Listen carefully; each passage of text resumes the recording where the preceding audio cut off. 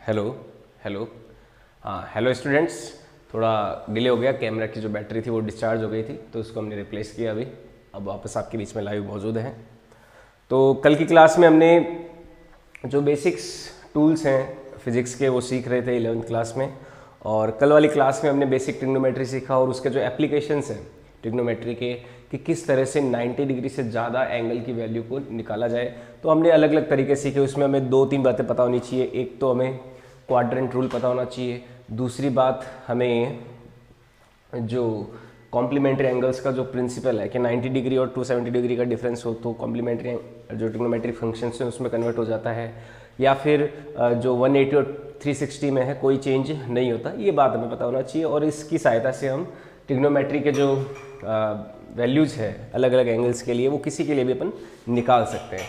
तो आज अपन basic mathematics tools में एक और टूल पढ़ते हैं।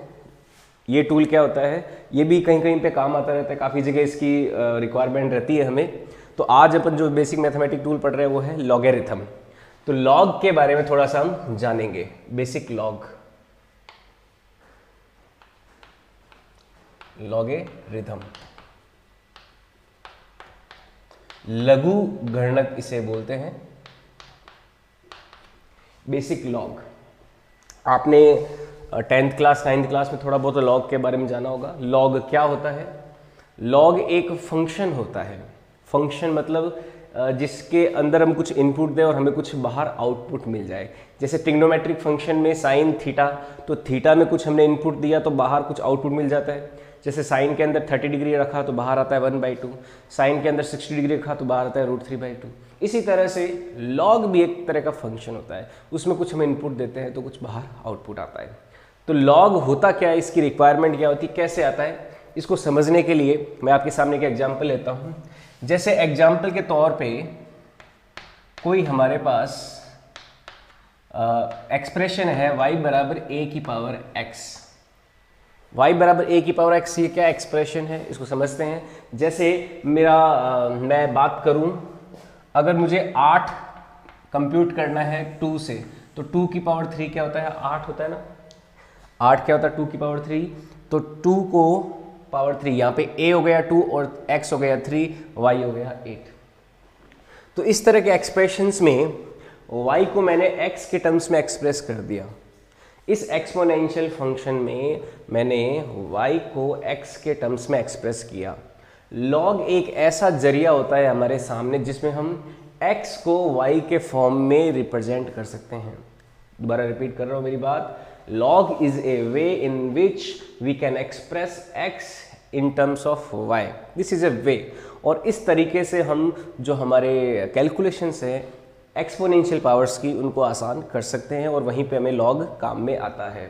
तो log is a way, log is a tool by which we can express x in terms of y। log एक ऐसा तरीका है जिसके माध्यम से हम x को y के पदों में दर्शा सकते हैं। हिंदी में ये बात, इसका मतलब ये हो गया। कैसे किया जाता है इसको समझते हैं। जैसे करने का जो प्रक्रिया है वो समझते हैं। सबसे पहले y बराबर a की पावर x है, तो दोनों तरफ log फंक्शन लिया, तो log y बराबर हो जाएगा log a to the power x।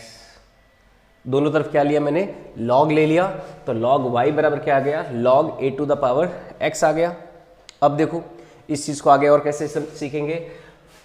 जो सबसे फर्स्ट प्रॉपर्टी होती है log की, उसको डिफाइन करते हैं कि log इस तरह से वर्क करना चाहिए। तो प्रॉपर्टी 1 जो है उसको डिफाइन करते हैं, प्रॉपर्टी 1। ये प्रॉपर्टी क्या करती है कि log के अंदर कोई वैल्यू है, उस वैल्यू को कोई पावर है, log के अंदर कोई मान रखा है, उस मान की कोई पावर है, तो ये पावर जो होती है वो log के आगे आ जाती है। तो इससे क्या आ जाएगा हमारे पास, x log a हमारे पास आ जाएगा, x बाहर आ जाएगा और log a अंदर रह जाएगा। ये मतलब होता है इस प्रॉपर्टी का। प्रॉपर्टी नंबर 1 में क्या होता है, जो लॉग के अंदर कोई वैल्यू है उसकी कोई पावर है तो पावर क्या होती है, आगे आ जाती है। तो log a to the power x क्या हो जाएगा, x log a हो जाएगा। This is first property of log. ठीक है, तो ये चीज अगर हम यहाँ पे करेंगे तो हमारे पास आ जाएगा log y बराबर x log a, ये आ जाएगा हमारे पास। अब मैं log a का डिवाइड कर दूं log y में तो x बराबर आ जाएगा log y upon log a। यहाँ पे देखो हम x को y के टर्म्स में एक्सप्रेस कर पा रहे हैं इस एक्सप्रेशन से, तो ये हमारा थोड़ा थोड़ा काम हो गया यहाँ पे। जो हम चाहते थे कि log is a tool by which we can express x in terms of y, so here we can do that, we are going to do that. तो x बराबर क्या आ गया, log y upon log a आ गया। अच्छा, और इसको देखो कैसे अब आगे यूज करें हम। प्रॉपर्टी नंबर 2 जो है उसको कैसे डिफाइन करते हैं, प्रॉपर्टी 2। प्रॉपर्टी 2 क्या होती है, log y upon log a है तो अगर कोई दो क्वांटिटीज log में डिवाइडेड है तो नीचे वाली क्वांटिटी को हम उसका वैल्यू जो है यहाँ पे लिख सकते हैं, इसको बोलते हैं बेस। जिस क्वांटिटी से हमने एक log में जिस क्वांटिटी से डिवाइड कर रखा है उसको अपन बेस बोलते हैं। तो दूसरी प्रॉपर्टी क्या है कि जो log y upon log a है इसे मैं ऐसे लिख सकता हूँ log बेस में a y, मैं इस तरह से लिख सकता हूँ, यानी कि ये a जो है वो नीचे चला जाएगा log के। तो log y बेस a, इसे क्या बोलते हैं, log y बेस a, यानी कि a इसका क्या है, आधार है, a इसका बेस है, आधार है। आई बात समझ में, ये हमें ध्यान में रखना होता है। log के बारे में इतनी जानकारी पता होना चाहिए। फिजिक्स में अलग अलग जगह पे बहुत सारे न्यूमेरिकल्स में ये यूज होता है, इसलिए हमें ये पता होना चाहिए। तो प्रॉपर्टी 1, प्रॉपर्टी 2, ठीक है। तो हमारा काम हो गया जो हम चाहते थे। अब मैं इसको ऐसे लिख सकता हूं, x बराबर क्या हो जाएगा, log बेस में a y। तो ये हमारा सीधा एक्सप्रेशन आ गया log के पदों में। तो अगर कोई y बराबर a to the power x है तो x बराबर क्या हो जाएगा, log बेस में a y हो जाएगा।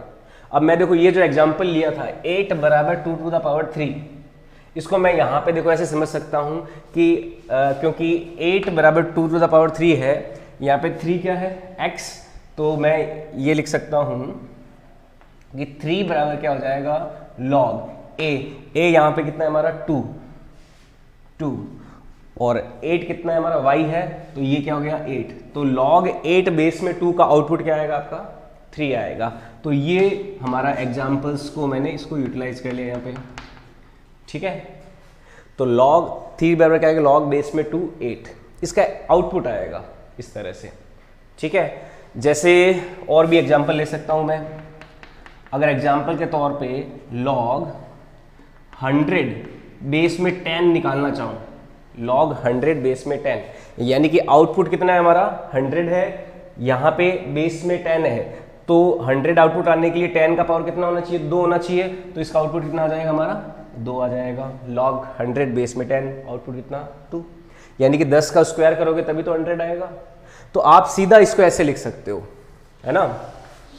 अगर जैसे इस एक्सप्रेशन से सीधा डायरेक्ट एक्सप्रेशन निकालना है तो मैं इसको ऐसे लिख सकता हूँ, a को इधर ले आऊँ तो सीधा मेरे पास क्या आ जाएगा, y बराबर a to the power x आ जाएगा, जो हमारा ओरिजिनल फंक्शन है, ठीक है। यहाँ पे जो बेस है, बेस को सीधा इधर लेके आ जाओ तो y बराबर क्या हो जाएगा, a to the power x हो जाएगा।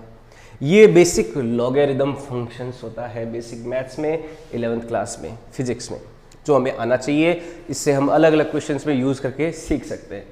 और भी देखते हैं, मैं और कुछ क्वेश्चंस कराता हूँ इसमें और कुछ प्रॉपर्टीज़ बताता हूँ। आई सपोज आपको किसी को डाउट नहीं आया होगा इसमें, बहुत ही सिंपल सी बात है और लॉग काफ़ी जगह यूज़ होता है।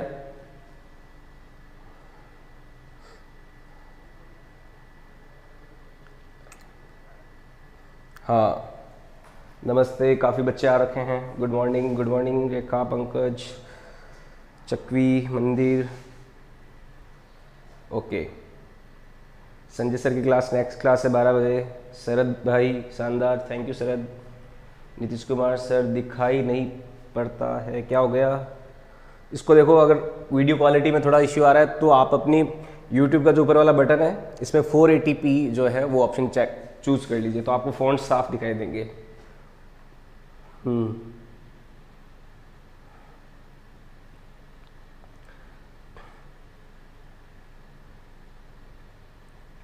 ओके, तो ये लॉगरिदम है। और लॉगरिदम के बारे में जानते हैं।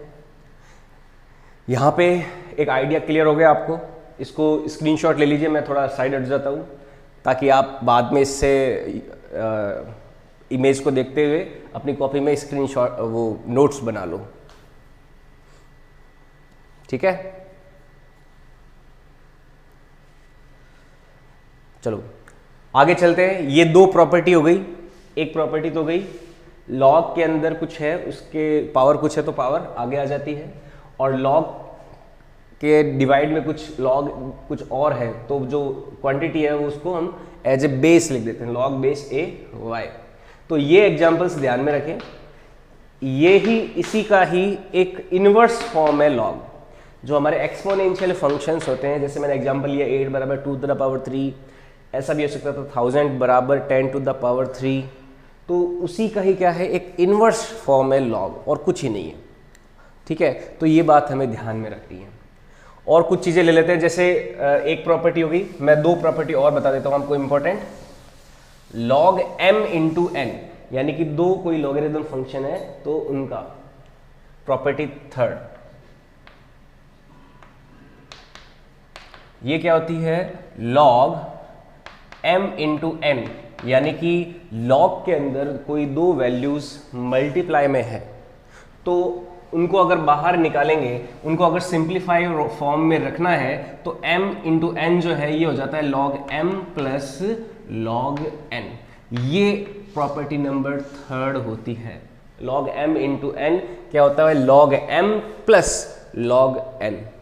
ठीक है, याद रखना है m इंटू एन बराबर क्या, log m plus log n। ये प्रॉपर्टी आती कैसी है, ये इन्हीं एक्सप्रेशन से आती है जो हमने अभी डेरिवेशन किया था। इनको भी डेराइव कर सकते हैं, लेकिन मैथ्स वाले बच्चे जो हैं उनका तो लॉग चैप्टर होता है 11th क्लास में, तो उनको वहाँ पे डेरिवेशन इसको करने को मिलेगा। लेकिन बायो वालों बच्चों को डेरिवेशन पे नहीं जाना, उन्हें सीधा ये प्रॉपर्टी याद ही रखनी है। लॉग m इंटू एन बराबर कितना, log m plus log n। ये हमें याद रखना है बायो वालों बच्चों को, और मैथ्स वालों बच्चों को भी याद रखना है लॉग की प्रॉपर्टी।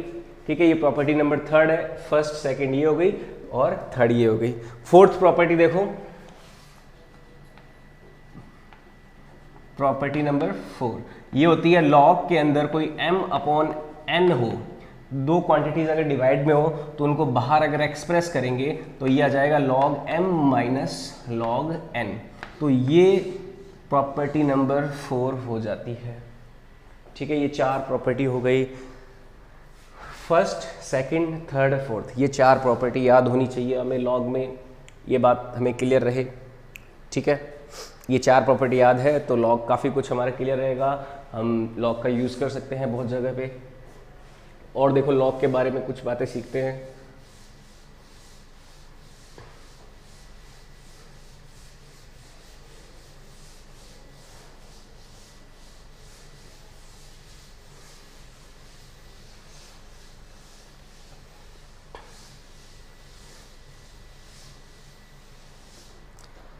एक पॉइंट है नेचुरल बेस। लॉग के बारे में हमें एक नेचुरल बेस के बारे में पता होना चाहिए, तो वो क्या होता है उसके बारे में सीखते हैं। नेचुरल बेस, प्राकृतिक आधार।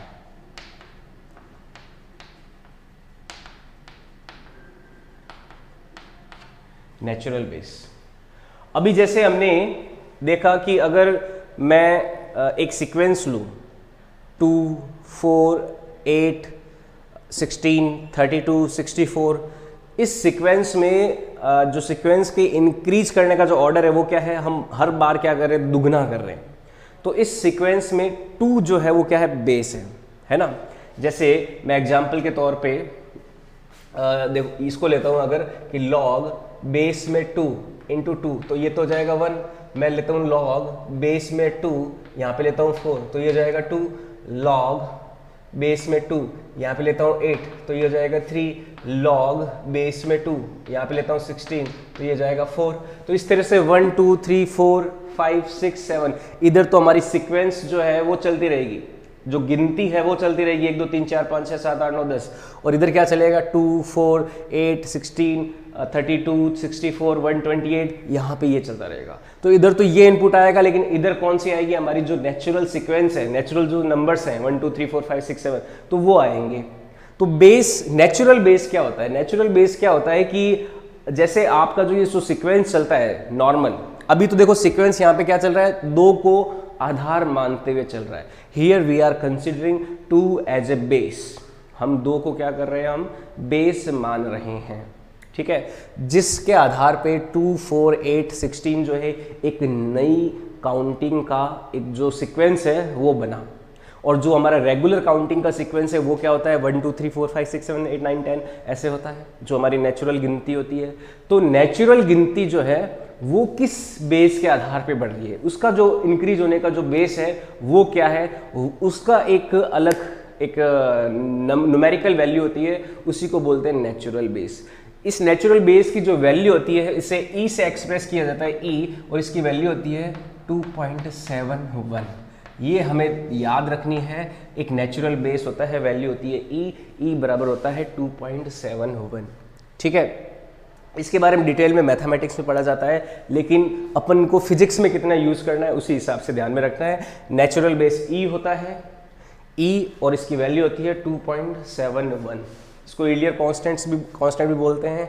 और इसके बारे में इसका जो एग्जैक्ट फिलोसफिकल मीनिंग क्या होता है, इसको अगर जानना है तो मैं इस वीडियो के डिस्क्रिप्शन में आपको एक यूट्यूब का लिंक भेजूंगा, जिसपे एक साइंटिस्ट ने नेचुरल बेस क्या होता है ई, उसके बारे में बहुत ही शानदार एक्सप्लेन किया है। तो मैं उसका आपको इस वीडियो के डिस्क्रिप्शन में, जब वीडियो एंड हो जाएगा अपना लेक्चर, तब मैं एक डिस्क्रिप्शन भेज दूंगा, तो आप उस वीडियो को जरूर देखना अगर आपको एक रियल में बेसिक फील लेनी है कि ई क्या है।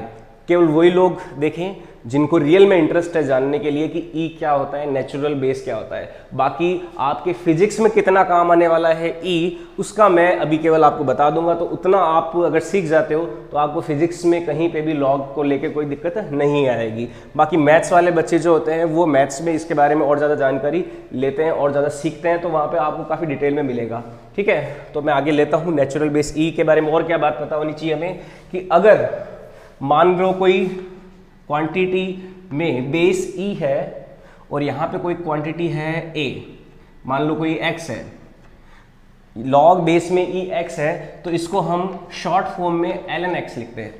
ln x का मतलब क्या है, बेस में कौन है ई, बेस में अगर ई है तो उसके शॉर्ट फॉर्म में ln x लिखते हैं, उसको लॉग पूरा नहीं लिखते हैं। ये एक्सप्रेशन का तरीका है, अगर बेस में ई है एक्स है तो इसको लिखा जाएगा ln x। ये बात हमें ध्यान रखनी है, एक लॉग बेस में ही x बराबर ln x। एक और जो इंपॉर्टेंट रिजल्ट है कि अगर मान लो बेस में 10 हो, बेस में अगर e हो और उसे बेस में 10 में कन्वर्ट करना हो, जैसे कोई क्वांटिटी है relation between e and base 10, relation between base 10 and e, अगर बेस e हो और बेस 10 हो, यानी कि 10 का आधार लिया हमने और एक नेचुरल बेस लिया, तो इन दोनों में रिलेशन क्या होगा ये हमें पता होना चाहिए। इसके लिए जो सीधा एक रिजल्ट जो होता है वो देख लेते हैं कि अगर लॉग बेस में e है और यहाँ पे कोई क्वांटिटी है x, तो इस क्वांटिटी को मुझे नेचुरल बेस में कन्वर्ट करना, 10 के बेस में कन्वर्ट करना है, तो मैं इसमें 2.303 का मल्टीप्लाई कर देता हूँ और ये हो जाएगा लॉग बेस में 10x। तो ये जो है वैल्यू हमें ध्यान रहनी चाहिए कि अगर कोई लॉग में बेस में e है और उसे बेस में 10 में कन्वर्ट करना है तो आपको इस लॉगरिथम एक्सप्रेशन में 2.303 का मल्टीप्लाई करना पड़ेगा। अच्छा, ऐसा क्यों किया गया? क्योंकि देखो बहुत जगह जो आपका ये फिजिक्स में जो चीज़ें आएगी, बहुत जगह एक्सप्रेशन जो आएंगे वो बेस ई में आएंगे। एक एक्सपोनेंशियल रेट ऑफ ग्रोथ जो होती है वहाँ पे बेस ई यूज़ किया जाता है। तो उस रेट ऑफ ग्रोथ को बेस 10 में कन्वर्ट करने के लिए अगर 10 के बेस के आधार पे अगर वो इंक्रीज हो रही हो तो उसको कन्वर्ट करने के लिए हमें 2.303 का मल्टीप्लाई करना पड़ता है। ये हमें बात ध्यान में रखनी है। ये बेस 10 और ई के बारे में रिलेशन है। ठीक है, इनका जब फिजिक्स में यूज आएगा तब आपको ये पूरा इसके बारे में पता चल जाएगा। अभी आपको केवल ये चीज़ें थोड़ी थोड़ी ध्यान में रखनी है, माइंड में रखनी है कि अच्छा ऐसा कुछ होता है, लॉग क्या होता है, लॉग के बारे में ये सब थोड़ी थोड़ी जानकारियाँ जो आपको पता होना चाहिए। ज़्यादा अपन को डिटेल में इसमें नहीं जाना, ये बहुत बड़ा चैप्टर होता है जिसमें 3-4 दिन लग जाते हैं मैथ्स में। तो अपन को तो फिजिक्स में केवल अभी 15 या 20 मिनट का जो ये अपना डिस्कशन है उसी में ही सीखना है, ताकि हमने फिजिक्स में जो है ये लॉग ज़्यादा से ज़्यादा काम में आ जाए, फिजिक्स में हम कहीं पे ना अड़े। ठीक है, तो ये चीज़ अपन को ध्यान में रखनी है, इसको आप नोट कर लीजिए। ठीक है, देखते हैं किसी को कोई सवाल, किसी का doubt. Hello sir, 2.303 okay.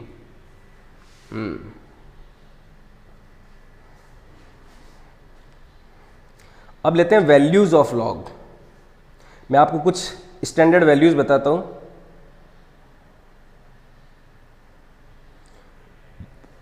Standard कुछ वैल्यूज हमें लिखनी है, 1 से लेके कुछ 2, 3, 4, 5 ऐसे log 1 कितना होता है, और ये सारी वैल्यूज बेस 10 में ली जाएगी।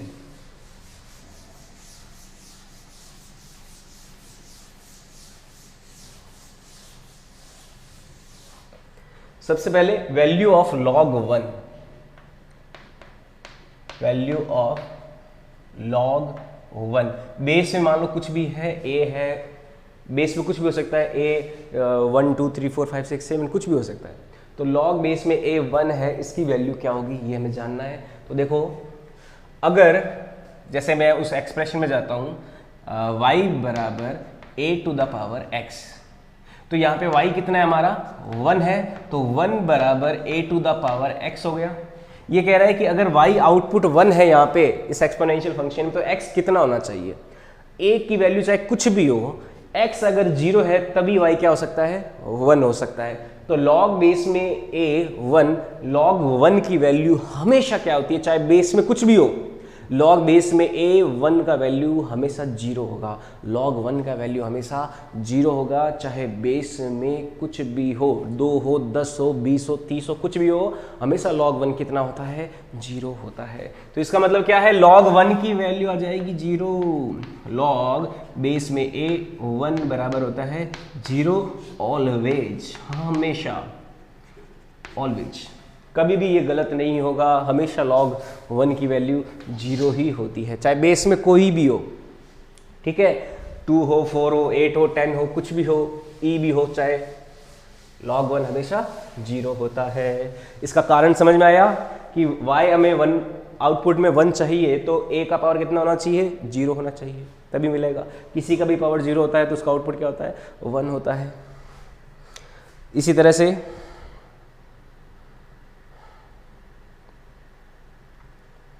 log 2 का वैल्यू, log 2 बेस में है 10, ये जो वैल्यू होता है अपन को याद रखना है 0.3। ठीक है, इसको याद रखना 0.3 के हिसाब से, 3010। हालांकि अपन 0.3 याद रखते तो भी हो जाता है, मैं एग्जैक्ट लिखा देता हूँ आपको 0.3010, ये एग्जैक्ट वैल्यू होती है, पर अपन को याद रखना है केवल 0.30 बस, या फिर 0.3। log बेस में 10 3,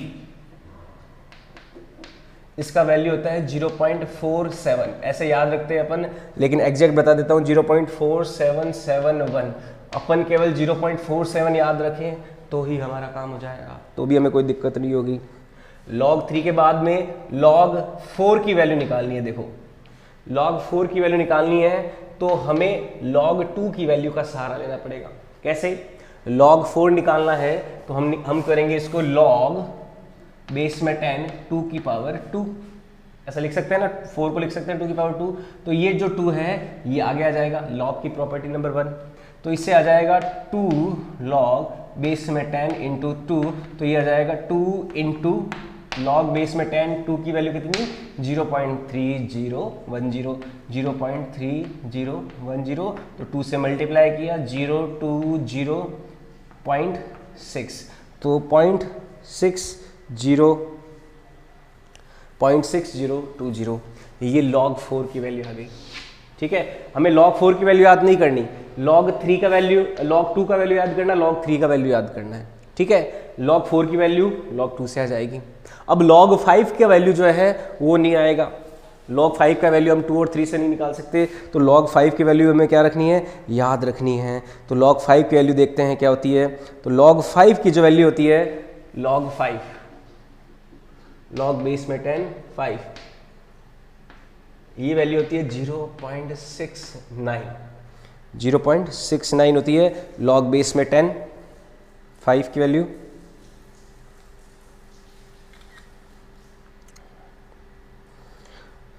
सिक्स 9 और एग्जैक्ट बताएं तो 8 9, ये log 5 बेस में 10 का वैल्यू, ठीक है। 0.69 याद रखना है और एग्जैक्ट देखें तो 0.6989 होती है। log 6, वैसे देखो ये वैल्यूज आपको अगर याद है ना 2 3 5 की वैल्यू, तो आपका कैलकुलेशन ज़्यादा आसानी से जल्दी से हो जाएगा। हालांकि न्यूमेरिकल्स में ये वैल्यूज दी जाती है, न्यूमेरिकल्स में दी होती है, तो ज़्यादा इतना हमें चिंता की बात नहीं है अगर हमें याद भी नहीं होती है। तो आपको जो क्वेश्चंस होंगे जहाँ पे लॉग यूज हो रहा है वहाँ पे ये वैल्यूज दी जाएगी। आपको याद होता है तो भी ठीक, नहीं होता है तो भी ठीक है। लेकिन मैं आपको आइडिया दे देता हूँ कि एक ये 2 3 5 ये याद रखना है। इसके बाद में मैं अगर log 6 निकालना चाहूँ, log बेस में 10 6, तो इसकी वैल्यू अगर निकालनी है तो इसकी वैल्यू को निकालने के लिए मैं 2 और 3 को यूज़ करूँगा। कैसे 2 3 को यूज़ किया जाता है, log बेस में 10 6 को लिख सकता हूँ 2 इंटू 3, ऐसे लिख सकते हैं। तो ऐसे जब लिखेंगे तो m इंटू n का रूल, तो आ जाएगा log बेस में 2 प्लस log बेस में 10 3, m इंटू n क्या होता है, log m प्लस n होता है। तो वहाँ पे ये प्रॉपर्टी हमने लगा दी, ये लगा दी, बस हमारा काम हो गया। log बेस में 10, 2 का वैल्यू 0.310 प्लस इसका वैल्यू 0.4771, इन दोनों को ऐड करेंगे तो log 6 का वैल्यू जो है मैं आपको बता देता हूँ 0.7781 आ जाएगा। तो ये log 6 का वैल्यू इस तरह से निकाला जाता है। तो log 6 का वैल्यू याद करने की जरूरत नहीं है, log 5 का याद करना पड़ेगा, log 3 का याद करना पड़ेगा, log 2 का याद करना पड़ेगा, ठीक है। आपको 2 3 5 ये 3 वैल्यूज़ अगर आप याद रखते हो तो आपका मोस्ट ऑफ द वर्क हो जाता है। एक वैल्यू आप याद और कर लें, log 7 की वैल्यू। तो log 7 जो है उसका वैल्यू कितना होता है, देखो log 7 को हम 2 और 3 की वैल्यू से नहीं निकाल सकते। log 7 एक प्राइम नंबर है तो इसके कोई फैक्टर्स नहीं है, तो प्राइम नंबर है तो इसकी कोई फैक्टर नहीं है, तो इसका वैल्यू आपको याद रखना पड़ेगा। तो log 7 का वैल्यू जो होता है, log 7 का वैल्यू बेस में 10 0.8450, ये log 7 बेस में 10 का वैल्यू है, ठीक है। और log 8 का वैल्यू कैसे निकालोगे, 2 टू द पावर 3 करोगे तो 3 टाइम्स क्या हो जाएगा, log 2 हो जाएगा, तो 3 टाइम्स 0.3010 हो जाएगा, तो log 8 का वैल्यू आ जाएगा। इसी तरह से log 9 का वैल्यू भी आ जाएगा, ठीक है। log 9 का वैल्यू कैसे आएगा, 3 टू द पावर स्क्वायर, तो ट्वाइस ऑफ log 3 वो 9 आ जाएगा। और log 10 की वैल्यू निकालनी है तो log बेस में 10, तो इसको निकालने के लिए क्या करेंगे, इसको मैं ऐसे लिख सकता हूँ log 10 अपॉन log 10, बेस में 10 तो 10 से 10 कट जाएगा, तो log बेस में 10, इसकी वैल्यू कितनी आ जाएगी, 1 आ जाएगी, ठीक है। log 10 का वैल्यू कितना, 1। कब होता है, जब बेस में 10 हो तभी। अगर बेस में 2 3 हो, नेचुरल बेस हो e, तब 1 नहीं होता। जैसे log 1 का वैल्यू 0 ऑलवेज होता है, परंतु log बेस में 10 हो और 10 तभी क्या होता है, इसका वैल्यू 1 होता है। और कोई भी दूसरे केस में log 10 का वैल्यू 1 नहीं होता। अच्छा, एक क्वेश्चन है कि अगर log 10 का वैल्यू निकालना है मुझे, बेस में अगर e हो तो कितना आएगा, ये सवाल है। तो इसको अपन करेंगे, पहले आप यहाँ तक नोट कर लीजिए, इसको स्क्रीनशॉट ले लीजिए, तब तक मैं देखता हूँ किसी को डाउट है तो।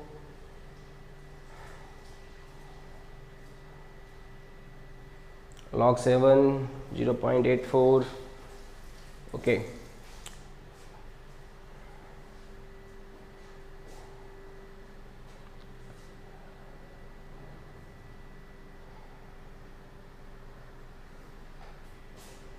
ठीक है, आई बात समझ में, आई सपोज समझ में आ गई होगी, क्योंकि मैंने काफ़ी अच्छे से एक्सप्लेन किया है, तो इसमें मैंने कोई भी चीज़ छोड़ी नहीं। फिजिक्स के हिसाब से आपको इतनी नॉलेज चाहिए, और ज़्यादा आपको ज्ञान नहीं चाहिए। ज्ञान लेना है तो आपको मैथ्स में मिलेगा बहुत सारा ज्ञान।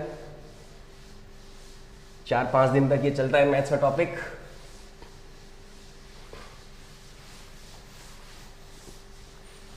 तो ये हो गया log 10 का वैल्यू। अच्छा, क्वेश्चन है कि log 10 का वैल्यू निकालना है लेकिन बेस में है हमारे e, तो ये वैल्यू कितना आएगा, इसका मान निकालना है। मान log बेस में 10 होता 10 तब तो 1 है, लेकिन बेस में क्या है, यहाँ पे e है, 10 नहीं है, तो उस स्थिति में इसका आउटपुट कितना आएगा वो हमें देखना है। तो देखो हम यहाँ पे log बेस में e 10 को कन्वर्ट करेंगे बेस 10 में। बेस 10 में कन्वर्ट करने का नियम क्या है, बेस 10 में कन्वर्ट करने का नियम है 2.303 का मल्टीप्लाई करना, 2.303 log बेस में 10, ठीक है। तो ये तो क्या हो गया 1, तो ये कितना हो जाएगा 2.303 ही वैल्यू क्या आ जाएगी आपकी, आंसर आ जाएगा। तो इस तरह से log 10 की वैल्यू निकाली जाएगी। बेस में अगर e हो तो उसका वैल्यू कितना आता है 2.303 आता है। आई बात समझ में? ओके सर, ठीक है। तो ये लॉगरिदम के बारे में हमें पता होना चाहिए। इसके अलावा लॉग के बारे में हमें ज़्यादा जानकारी फिजिक्स की दृष्टि से अगर बात करें तो इतना नहीं चाहिए लॉग, फिजिक्स में हमें इतना ही चाहिए, मैथ्स में काफ़ी ज़्यादा होता है। यहाँ पे हमारा इतना ही अगर हमें पता है तो हमारा काम हो जाता है, और हमारा काम हो जाए तो और हमें इससे एक्स्ट्रा क्यों सीखना है ना। तो इसके बाद में अपन बहुत ही इम्पोर्टेंट ग्राफ्स के बारे में सीखेंगे। ग्राफ्स क्या होते हैं, उनका यूज़ क्या है, ये सब सीखेंगे हम नेक्स्ट वीडियो लेक्चर में। आज के इस लेक्चर में अपन इतना ही रखेंगे, ठीक है। थोड़ी देर बाद में नेक्स्ट क्लास शुरू होने वाली है आपकी 10 मिनट में, तो बने रहिए हमारे यूट्यूब चैनल के साथ साइटोन एजुकेशन। वीडियो को लाइक करें, शेयर करें, सब्सक्राइब करें, ज़्यादा से ज़्यादा अपने दोस्तों को जोड़ें।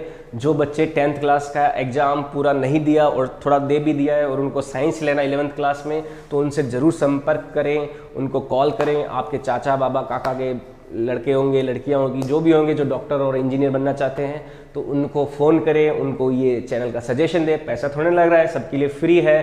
तो हम आपके लिए एक मुहिम चला रहे हैं, free to education to all. IIT NEET की एजुकेशन जो फ्री एजुकेशन दे रहे सभी को, तो आप लोग इसका क्यों फ़ायदा नहीं उठाएं। तो इसको फ़ायदा उठाइए, ज़्यादा से ज़्यादा लोगों को जोड़िए। जब क्लास में दे रहा हूँ तो हज़ारों बच्चों को एक साथ हम पढ़ाएं, ऐसा हम विज़न लेके चल रहे हैं। तो सभी जो बच्चे हैं वो IIT क्रैक कर सके, नीट क्रैक कर सके, ये हमारा विज़न है इस मुहिम को लेके। तो इसमें आप हमारा सहयोग कीजिए और ज़्यादा से ज़्यादा बच्चों को जोड़िए।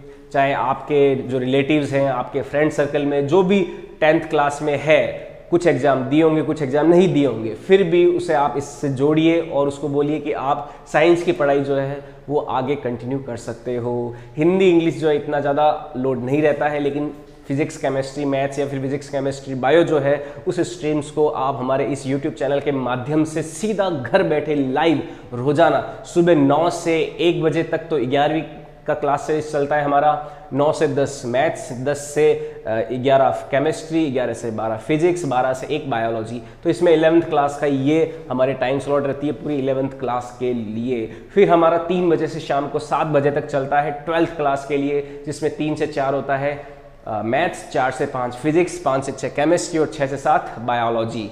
तो इस तरह से हम 11th और 12th दोनों क्लासों का जो फिजिक्स और केमिस्ट्री, मैथमेटिक्स और बायो IIT और नीट की तैयारी करने वाले सभी बच्चों को फ्री लेक्चर्स घर बैठे दे रहे हैं। जो बच्चे टारगेट में हैं, टारगेट की पढ़ाई कर रहे हैं, वो बच्चे जो मेरे को सुन रहे, अगर आप टारगेट में हो तो भी आप हमारे 11th और 12th के जो दोनों क्लासेज हैं, टोटल 8 क्लासें होगी आपके लिए, तो आपके लिए बहुत अच्छा है। जो बच्चे ज़्यादा डेप्थ से नहीं सीख पाए हैं, तो ये दोनों अगर स्लॉट की क्लासें आप अटेंड करते हो तो आपको और ज़्यादा गहराई में चीज़ें पता चलेगी। वरना टारगेट का बैच नया अगर अनाउंस भी करते हैं तो उसमें भी कम से कम 6 क्लासें तो लेनी ही पड़ती। लेकिन आपके लिए यहाँ पे फ़ायदे वाली बात ये है कि आपको 11th और 12th का जो पेस है, उस पेस में आप दोबारा स्टडी कर सकते हो। पूरा 1 साल में आप 8 की 8 क्लासें देखो, इससे आपको और ज़्यादा चीज़ें जो आपकी छोटी छोटी बातें अगर जो छूट गई है, जिनके लिए आपकी क्लियरेंस नहीं है, स्पेशली वो बच्चे जिनको लगता है कि वो कमज़ोर हैं पढ़ाई में, उनसे पढ़ाई हो नहीं पा रही है, उनको दिक्कत आ रही है, उन बच्चों के लिए विशेष तौर पर ये बात मैं कहना चाहूँगा कि आप ये जो दोनों स्लॉट की क्लासें हैं जरूर अटेंड करें। अगर आप चाहते हैं कि आपके साइंस के जो फंडे हैं वो बहुत ज़्यादा बारीकी से क्लियर हो जाए तो उसके लिए आपको ये दोनों स्लॉट्स के लेक्चर देखने ही चाहिए। इससे ज़्यादा अच्छी कोई अपॉर्चुनिटी हो नहीं सकती मेरे हिसाब से कि आपके लिए हम दिन रात सुबह से शाम तक लगे हुए हैं आपको तैयार करने के लिए, साइंस का नॉलेज देने के लिए। तो वीडियो को लाइक तो बनता ही है, तो लाइक करें, शेयर करें, सब्सक्राइब करें। जो भी इस चैनल को देख रहे हैं लाइक जरूर करें। लाइक के बिना बात नहीं बनती, उसी से हमारा मोटिवेशन जागता है, उसी से हमें एनर्जी आती है। ठीक है, तो आज के लिए इतना ही, फिर मिलते हैं नेक्स्ट क्लास में और अच्छी एनर्जी के साथ, कुछ नए चीज़ों के साथ, नए नॉलेज के साथ। Thank you very much. जय हिंद, जय भारत, देशभक्ति जगाए रखे। कोरोना को हराना है, हम सबको आगे बढ़ना है।